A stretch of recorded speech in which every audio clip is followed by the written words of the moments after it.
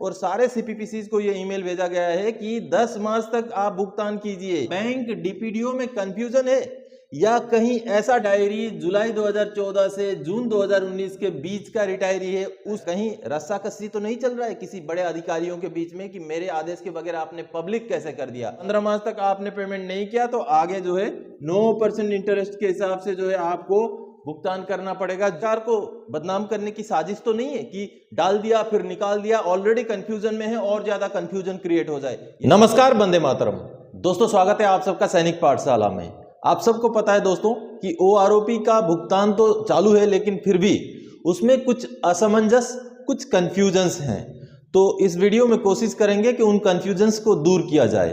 दोस्तों, आप बोर्ड पर देख पा रहे हैं कुछ ऐसे सब्जेक्ट्स, कुछ ऐसे सवाल, कुछ ऐसे मैटर मैंने लिखे हुए हैं जो कहीं ना कहीं ओआरओपी के एरियर के भुगतान के ऊपर रिलेटेड हैं।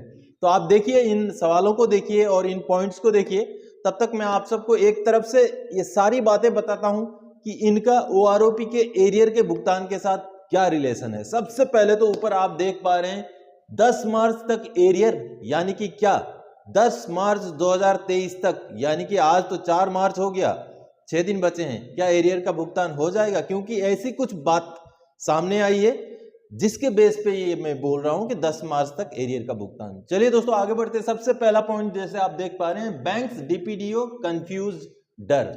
दोस्तों आप सबको बता दूं कि अभी तक स्पर्श माइग्रेटेड पेंशनर्स को तो बहुत सारों को अपना पहला इंस्टॉलमेंट मिल गया, या family pensioners gallantry award winners को पूरा एरियर मिल गया, और कई सारों का रिवीजन चल रहा है। कई का बढ़ा हुआ पेंशन मिला, एरियर नहीं मिला है, कई को कुछ भी नहीं मिला है। ये प्रोग्रेस तो स्पर्श वालों का है, लेकिन जो सीपीपीसी या डीपीडीओ से पेंशन ले रहे हैं बैंक से, जिनका माइग्रेशन स्पर्श में नहीं हुआ है, उनको कुछ नहीं मिला है, जिससे ये सवाल हो गया है खड़ा कि क्या बैंक डीपीडीओ में कंफ्यूजन है या कहीं ऐसा डर है कि कहीं गलत पेमेंट ना हो जाए। इसके रीजंस क्या है मैं बताता हूं दोस्तों। जो सर्कुलर नंबर 66 था, 666, जिसमें टेबल जारी किए थे पीसीडीए ने, वो गवर्नमेंट का जो लेटर 20 जनवरी का था उसके बेस पे, तो उसके पैराग्राफ नंबर 8.1 में एक बात लिखी गई थी दोस्तों कि जो भी रिटायरी जुलाई 2014 से जून 2019 के बीच का रिटायरी है, उसका रिवीजन कोरिजेंडम पीपीओ के बेस पर ही होगा। और अगला जो पैराग्राफ था 8.2, उसमें ये लिखा गया था कि बाकी जितने भी लाभार्थी हैं, यानी कि जिनका बढ़ोतरी हुआ है, उनका रिवीजन जो है टेबल बेस पे होगा, यानी कि जो सर्कुलर है, जो गवर्नमेंट का आदेश है, उसी के बेस पे जो टेबल निकाला गया है उसी पे हो जाएगा। अब दोस्तों, ये कोरिजेंडम पीपीओ जब बैंक्स के पास ना पहुंचा हो तो बैंक्स ने ये वाला कार्रवाई भी ना किया हो, क्या ऐसा हो सकता है? क्योंकि कंफ्यूजन हो गया यहाँ पर। पहले जब ओआरओपी 1 निकला था तो नॉर्मली कोरिजेंडम पीपीओ गए थे और बैंक्स ने भुगतान कर दिया था, या जो भी आदेश गए थे भुगतान कर दिया था। लेकिन यहाँ पर दो बातें हो गई। एक में बताया जाता है कि इन पेंशनर्स का सिर्फ जो है कोरिजेंडम पीपीओ निकलने के बाद ही जो है रिवीजन किया जाए, और उसमें उसका कारण भी बताया गया है। ये जो पैराग्राफ है, इससे ऊपर वाले पैराग्राफ में ये कारण भी बताया गया है कि ये इसलिए है ताकि जो प्रीमेच्योर रिटायरी हैं उनको गलती से पेमेंट ना हो जाए।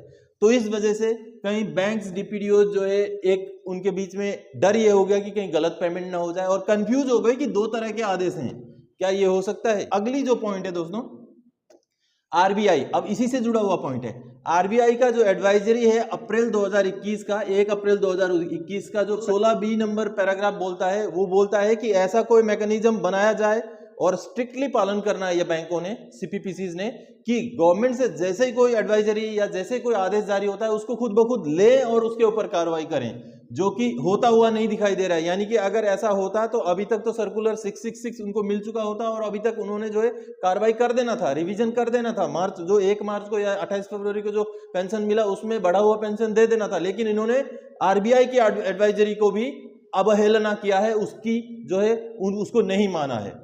अगला दोस्तों, उसी जो आरबीआई का एडवाइजरी है उसका पैराग्राफ नंबर 16A है, जिसमें ये क्लियरली लिखा हुआ है कि अगर आप ऐसा नहीं करते हैं, अगर टाइम से लागू नहीं करते हैं, तो आपको 8% इंटरेस्ट के हिसाब से पेंशनर को पैसा देना पड़ेगा, स्वतः ही देना पड़ेगा, पेंशनर से कोई एप्लीकेशन लिए बगैर ही देना पड़ेगा। चलिए मैं आपको वो एडवाइजरी का जो वो कंसर्न ये पैराग्राफ है वो दिखा देता हूँ, एक बार वो देख लेते हैं। तो दोस्तों ये आप देख पा रहे हैं, ये जो एडवाइजरी है इसमें ये देखिए, ये जो 16 नंबर 16A 16A जो पैराग्राफ है जिसमें ये लिखा हुआ है, देखिए ये इंटरेस्ट वाली बात आप देख पा रहे हैं, जिसको मैंने गोला लगा दिया अभी। ये देखिए ये इंटरेस्ट वाली बात इसमें क्लियर लिखा हुआ है। आगे नीचे लिखा हुआ है कि पेंशनर से कोई भी एप्लीकेशन लिए वगैरह उनको इंटरेस्ट के साथ उनको एरियर देना है। और ये जो 16 नंबर बी में, ये देखिए 16 नंबर बी में ये क्लियर लिखा हुआ है दोस्तों कि उनको जो है बैंक्स को, सीपीपीसीज को जो है ऐसा मैकेनिज्म बनाना चाहिए जिससे कि गवर्नमेंट का आदेश उनके पास जल्द से जल्द ले लें वो। तो इस तरीके की बातें कही गई हैं। तो दोस्तों अभी आप सबने देखा जो आरबीआई का एडवाइजरी है। अब आगे बढ़ते हैं दोस्तों कि ऑनरेबल सुप्रीम कोर्ट में जो केस चला था अभी जो गए 27 फरवरी को, उसमें बहुत बड़ी बातें हुई थी दोस्तों। और वो बातें थी कंटेम्प्ट ऑफ कोर्ट। अगर आपने आदेश की अवहेलना की है तो हम कंटेम्प्ट ऑफ कोर्ट की तरफ भी आगे बढ़ सकते हैं, ये माननीय कोर्ट का कहना था। अगला जो है, जो पेंशन के सेक्रेटरी हैं उनको ये बताया कि आप पर्सनल एफिडेविट दायर कीजिए, जब हमने आदेश दिया था तो उसको क्यों नहीं माना गया उस तरीके से जैसे हमने बोला था। ये बड़ी बात है। आगे दोस्तों अपॉर्चुनिटी, पैराग्राफ नंबर 8 जो है आदेश का, उसमें एक बात कही गई है कि सरकार को हम ये अपॉर्चुनिटी देते हैं कि हमारी आदेश की जो है पालन करे, नहीं तो आगे 13 मार्च की सुनवाई में क्या आदेश माननीय सुप्रीम कोर्ट से आ जाएगा ये बहुत सख्त भी हो सकता है। तो एक अपॉर्चुनिटी देने की बात बहुत बड़ी है। चलिए वो जो 8 नंबर पैराग्राफ है वो आप देख लीजिए।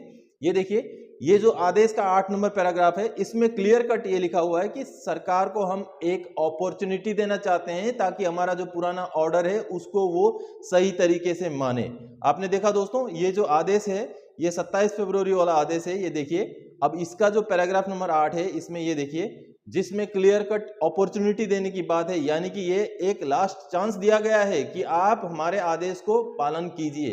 तो दोस्तों आप सब ने देखा अभी कि 8 नंबर पैराग्राफ में जो आदेश का 8 नंबर पैराग्राफ है उसमें क्लियर कट जो है लिखा हुआ है कि ये आपके लिए अपॉर्चुनिटी है। और ये भी बात माननीय सुप्रीम कोर्ट में चली थी दोस्तों कि अगर आदेश की अवहेलना हुई, 15 मार्च तक आपने पेमेंट नहीं किया तो आगे जो है 9% इंटरेस्ट के हिसाब से जो है आपको भुगतान करना पड़ेगा, जो एक बहुत बड़ा जो है फाइनेंशियल घाटा रहेगा सरकार के लिए। तो सरकार आगे तक शायद ना ले जाए। अब आगे बात करता हूं दोस्तों।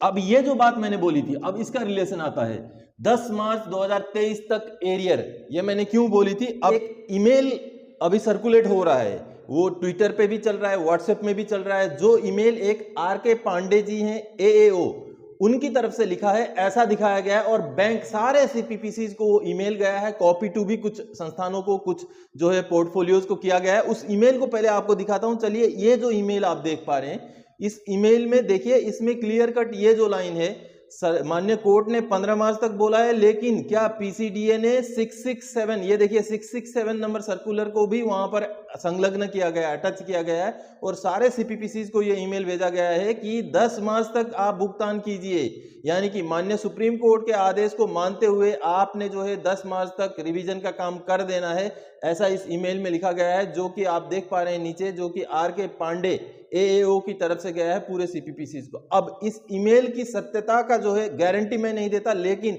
ये ईमेल बहुत जगह पर वायरल हो रहा है। और जिस तरीके से यहाँ बातें लिखी गई हैं, बातें तो सच्चाई हैं, लेकिन क्या पीसीडीए की तरफ से ये ईमेल 667 नंबर सर्कुलर को अटैच करके, संलग्न करके सीपीपीसीज को गया है, इसकी जो है पुष्टि मैं नहीं करता। लेकिन ये ईमेल है जो सामने आया है, जिसमें सीपीपीसीज को ये बताया गया है कि 10 मार्च तक जो है भुगतान किया जाए। ये एक बहुत बड़ी बात है। अगर ये सच्चाई है तो ये बहुत बड़ी बात है दोस्तों। तो आगे मैं बात करता हूं 667 कहां गया, यानी कि जो सर्कुलर नंबर 667 है वो निकलने के बाद फिर गायब हो गया।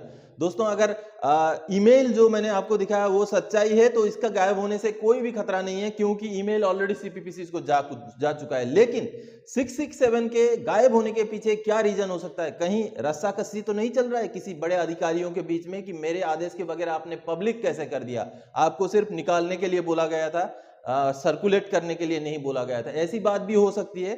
और यह भी हो सकता है कहीं ये सरकार को बदनाम करने की साजिश तो नहीं है कि डाल दिया फिर निकाल दिया, ऑलरेडी कंफ्यूजन में है और ज्यादा कंफ्यूजन क्रिएट हो जाए, ये भी हो सकता है दोस्तों। अब इसमें गौर करने वाली बात यह है दोस्तों कि सर्कुलर नंबर 667 अगर सही मायने में वहां से हटाना था तो या तो उसका क्लैरिफिकेशन आता या तो उसका कैंसिलेशन आता है। जब भी सर्कुलर कोई निकलता है उसके बाद जब उसको निरस्त करना होता है तो उसका कैंसिलेशन आता है कि circular number 667 is here bye cancelled, ऐसी बातें होती हैं। तो सर्कुलर वहां से गायब हुआ है, कैंसिल नहीं हुआ है, ना ही कोई ये क्लैरिफिकेशन आया है कि अमेंडमेंट है या ऐसा कुछ भी नहीं आया है। तो सर्कुलर अभी भी है, ऐसा हमें मानना चाहिए, क्योंकि सर्कुलर कैंसलेशन नहीं हुआ है। अगर कैंसिल होना था, उसकी बातें जो है, सर्कुलर की बातें मान्य नहीं है, ऐसी बात अगर पीसीडीए ने करनी थी तो उस सर्कुलर का कैंसलेशन पक्का निकलना था। तो कैंसलेशन ना निकलना या उसके ऊपर कोई क्लैरिफिकेशन ना आना या अमेंडमेंट ना आना, यह दर्शाता है कि 667 आज भी कारगर है। तो दोस्तों, जो ईमेल मैंने दिखाया वो अगर सच्चाई है तो बहुत जल्द हो सकता है भुगतान हो जाए बैंक पेंशनर्स और सीपी अपना डीपीडीओ वालों का भी। तो यही कुछ बातें थी दोस्तों जो मुझे भी खटक रही थी और मुझे लगता है आपके भी मन में खटक रही थी। तो मेरी तरफ से मैंने सारे एविडेंस, सारे डॉक्यूमेंट्स दिखा करके आप सबको ये बातें समझाने की कोशिश की, जिससे आप भी बहुत हद तक कई सारी चीजें समझ गए होंगे। और एक बात बता दूं, इसमें कोई भी चीजें गारंटेड नहीं है दोस्तों। जिन चीजों को मैंने डॉक्यूमेंट के साथ आपको समझाया है, अगर हो जाए तो अच्छी बात है, क्योंकि जो ईमेल दिखाया वो भी सोशल मीडिया में वायरल होता हुआ एक ईमेल है, और अगर ये सच्चाई है तो बहुत बड़ी बात है और अच्छी बात है दोस्तों। तो दोस्तों, इन्हीं एनालिसिस को आप सब तक पहुंचाने के लिए इस वीडियो में आया था। आगे और कोई जानकारीदायक आपसे सरोकार रखने वाला विषय लेकर मैं फिर से हाजिर हो जाऊंगा। तब तक के लिए जय हिंद दोस्तों।